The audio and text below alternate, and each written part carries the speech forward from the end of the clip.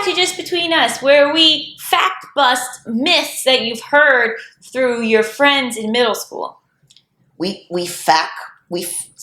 don't myth bust. Oh, myth. Well, okay, we myth bust. Myth. No, we fact bust. I like fact busting. Yeah, we fact bust myths that you heard in middle school. I think what it is, fact busting would be if something we thought wasn't true, but then it was true. Ooh. Fact busted. Like God. You don't even believe that. I want to apologize to everyone because I normally, before we record, I will like try to be, I'll try to make it at a time where I've had a haircut in the last 3 days. And my hair is absolutely rowdy out of control right now. Oh, I didn't know you did that. That's so nice. I sometimes try to get a haircut beforehand. I think it looks nice. It's so and long. And a good wave to it. Yeah, but it's kind of standing up like toothpaste. You know, like how toothpaste comes out of a tooth. I feel like I look like toothpaste. Okay? I don't know how to explain. I think I have a mouse-like quality. Yeah, Stuart Little. Or like a chipmunk or squirrel. Yeah, a little Stuart Little. Pretty cool. One of those very cute like white mice with maybe like a pink bow on its head. Thank you. You're welcome. So this week's topic is inspired by a comment on a previous video. So please leave us comments. After 10 years of this show, we need ideas. The suggestion was basically about like how to talk about like sexual health and consent when you're hooking up with people. Because you had said in a video that like you kind of ask your partners to wear condoms, and that like someone was like, but how? Yeah, I mean, I basically was saying that in non-monogamy, you know, one of the rules that I've had in the past is that with me, we don't, like at a certain point in being together, we don't have to use protection. But in terms of like being with other people, I would like there to be condoms used with other people. And that's been reasonable to me. Like most people have been like, yeah, sure. Like, that's been reasonable. And I've heard other people say that they have that rule as well. Because I just want to make sure that everybody is being safe as much as possible. Like taking sort of complications out of it. Not to say that there haven't been, you know, scares in terms of like condoms don't prevent everything. But like for the most part, most gay men are on PrEP. There is a weird thing where certain versions of PrEP don't work for trans guys or are not as tested on trans guys. Oh, really? Yeah, there's ones that like, I'm having a whole thing with it right now because the one that is not tested on trans guys is the one that I would mostly have to go on because the one that I was on came back with like abnormal kidney stuff. Like it was causing problems to my kidneys. So they were like, okay, we'll just go on the other one. And then the you know, like provider or whatever was like, this is not tested for trans guys. We actually we don't prescribe this to trans guys. So I was like, okay. And then they were like, there's a shot you can get like once every 2 months. And I was like, okay. And they were like, we have to wait for your insurance. And I was like, well, what is it a little slight supposed to do? We have to bleep that. But so I'm just taking the one that's hurting my kidney, I guess, until the shot gets approved. How long is that going to take? I don't know. But I went off it. I went off PrEP for like 3 weeks, and then I've just been not doing anything. Yeah. Yeah. Don't go back on it if it's hurting your kidneys. I don't want to have to give you one of mine. I'll do it, obviously, but I don't want to. You know what I mean? Are you a match? I don't know, but obviously if you needed a kidney, I would get tested. Yeah, I would too. Right? That's nice. Yeah. To me, the reason that this person wrote in is because they wanted to understand my conversation around consent. And I think like everything is like up to the person for what they want to do with their body. But I think there's a level of consent to like, okay, do I want to expose myself to certain things? How do I feel about certain sex acts I just think everybody should have all the knowledge. So, I mean, this is like my own personal preference. I can't like judge other people, but it's like, if someone I was dating was hooking up with someone else, I would want to know, like, I don't have to know who it is or anything. I just want to know that they're hooking up with other people. And then I also would want to know, like, okay, so then I want to be able to make the decision that I want to use condoms while that's going on if we're not exclusive in the sense of, like, maybe they're not using condoms with someone else. I think sometimes people don't want to be honest, but to me that takes away the other person's ability to consent to what's going on.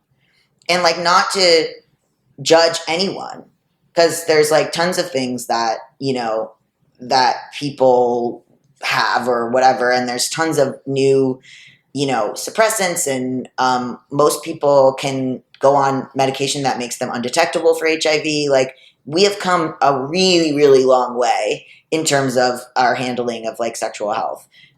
Even PrEP is huge. I mean, it changed everything. Like, we have come an extremely long way, but that doesn't mean there isn't still like shame and stigma. So I can understand why people don't say anything, because they don't want to deal with rejection or judgment. So like, it has to come from both sides. People have to feel a space where they're able to be honest, disclosing this stuff. I can understand why people don't, but it's also, it's just kind of a two-way street of like creating a situation where everybody can lay their cards on the table, even though that is, I know, like extremely difficult, as the person who commented said.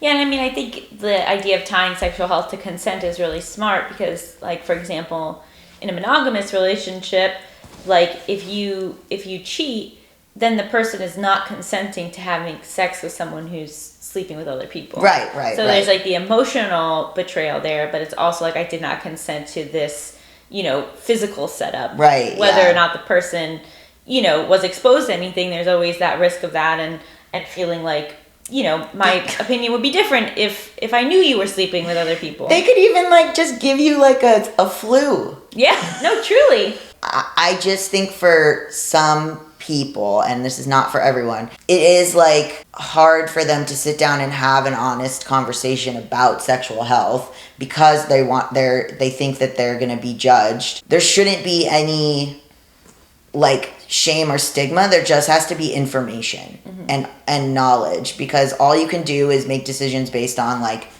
the information provided. So like, how do you approach that, like on like a one night hookup? Like, are you having conversations about sexual health?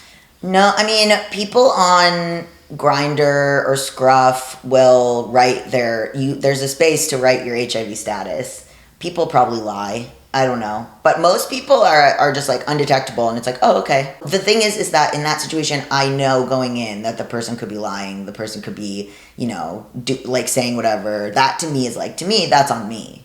But like in a relationship where you're with someone, or you're like, you know, seeing them again and again, getting to know them and stuff, I don't think you can assume, but I think you have the right to ask. You don't think you have the right to ask for a one night hookup? You do. You can ask. I think you absolutely can ask. And sometimes on those apps, guys will say that they want they want to see like most recent test or whatever, which is completely reasonable. I think you are allowed to ask. But I just know people, you can't be naive. Mm-hmm. Like, the people would be lying, are lying. Yeah. I mean, I think it's like, assume that like until you know someone, you can't like be as safe as possible. You can't know. And even I just met some guy who was telling me this story about how, I'll try to be vague, but his like long-term boyfriend of like years and years cheated on him, and knew that he was HIV positive and didn't tell him. And so like that's like an example of like no consent. That person is not consenting to having sex under those circumstances. Right. And we were hearing the story at the pool, and we were gagged. And then he was like, yeah, the worst part is that he did try to sleep with me when he knew and I didn't know. And I turned him down because he's like, I feel that I have intuition. And I was like, that's wild. Oh, so he turned him down? He didn't know. He was just like, oh, I'm not feeling it today or whatever. And then in between that time is when he found out. Wow.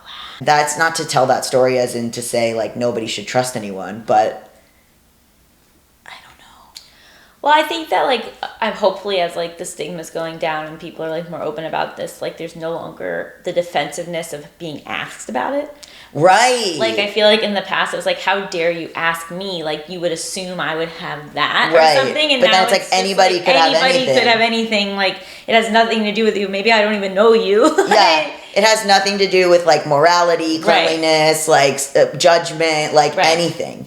Because I think before everyone attached all that stuff exactly. to it, so just even bringing it up was supercharged. Yeah. Whereas like now, hopefully, it's more just like, and what was your birthday? And when were you tested? Right. Like, you know. This is like a broad swing, but it's like I'm sure there are people who don't want to hook up with me because I'm trans, but that's none of my business. So if you're like, oh, this person stopped, didn't want to hook up with me because they saw that I was HIV positive or whatever, it's sort of like, okay, that's a them problem. Like, that's not really relevant to my life. That's how I feel. I mean, it's hard. It's very hard, and it does hurt, and I don't love it.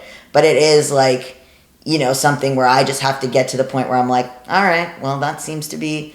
And, like, also a lot of stuff is seen as a big deal that isn't a big deal. Like, I have had a bunch of partners that have had herpes, and it's like, okay, so you take suppressants, whatever, who cares? Mm-hmm. But I'm like, yeah, I understand. If you meet someone and you have chemistry with them, hold on to that. Think about getting rid of your preconceived notions and your judgments and your stigmas, because finding anyone to love these days is... just an achievement on its own. You can tell where I'm at, right? Or like sometimes I'll see a picture and I'll be like, no, you look like a witch, not that one. Like, I would love to look like a witch. Well,